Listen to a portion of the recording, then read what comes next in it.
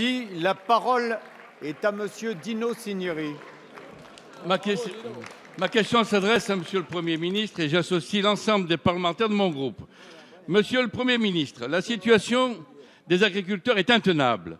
Et pendant ce temps, votre ministre de l'Agriculture répète inlassablement que tout va bien. Partout en France, des rassemblements ont lieu quotidiennement pour dénoncer la complexité des contrôles, les retards de versement des soldes des aides de la PAC, les retards de versement de la totalité des aides suite aux catastrophes climatiques de l'été, comme la sécheresse qui a dévasté les monts du Forêt. Monsieur le Premier ministre, que faites-vous face à la détresse du monde agricole?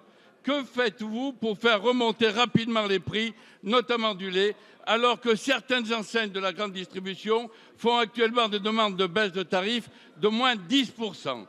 Qu'attendez-vous pour mettre en place des règles de commerce équitable permettant de soutenir les produits issus de l'agriculture française en garantissant un juste prix pour le producteur?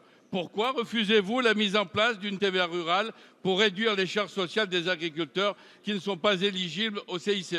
La semaine dernière, votre ministre de l'Agriculture a annoncé le dépôt d'un mémorandum dont nous n'avons pas eu le moindre détail et s'est engagé à ce que le dossier des prix agricoles soit abordé lors du sommet Hollande-Merkel du week-end dernier.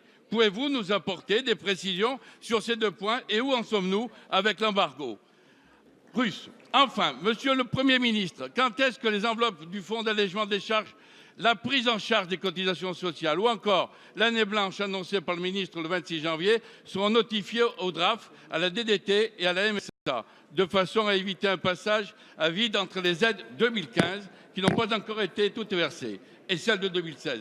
Toutes ces rustines, comme les appelle Xavier Belin, sont indispensables et urgentes, mais malheureusement, elles ne régleront pas les problèmes structurels que nous appelons de nos vœux et que votre majorité a rejetés jeudi dernier dans cet hémicycle. La parole est à Monsieur Stéphane Le Foll, ministre de l'Agriculture, de l'Agroalimentaire et de la Forêt. Monsieur le Président, Monsieur le député, j'ai noté, et vous l'avez lu dans votre note, que j'aurais dit que tout allait bien en agriculture. Je crois que là, il y a ou une méprise ou une erreur. Par définition, avec ce que nous avions annoncé avec le Premier ministre et en juillet et en septembre, et le plan de soutien qui se met en œuvre, c'est bien parce qu'on considère nécessaire de venir aider les agriculteurs qu'on a pris la mesure de ce qui se passe aujourd'hui. Je vous l'ai dit, 20 000 dossiers sont déjà traités, 69 000 € sont versés. Sur la question de la sécheresse, monsieur le député, et en particulier sur les monts du Forez, 140 millions d'euros sont d'ores et déjà versés et je l'ai dit, le 15 février, nous compléterons en fonction des expertises qui seront données pour les zones qui n'ont pas encore été éligibles.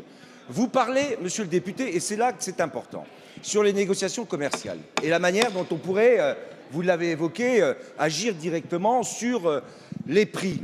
Mais je voudrais vous rappeler, monsieur le député, que nous vivons dans un cadre législatif qui est celui de la loi de modernisation de l'économie, que vous aviez, fut un temps, voté avec votre majorité, qu'aujourd'hui, il va falloir qu'on corrige ces éléments, parce que c'est là que se joue, et c'est ce qu'on a dit avec la grande distribution avec le Premier ministre hier, c'est là que se joue un certain nombre d'enjeux entre la grande distribution et les industriels par rapport aux producteurs. Et c'est là qu'on a, avec le Premier ministre, mis en place une réunion avec Emmanuel Macron dans la semaine pour faire en sorte qu'entre les industriels, la grande distribution et les producteurs,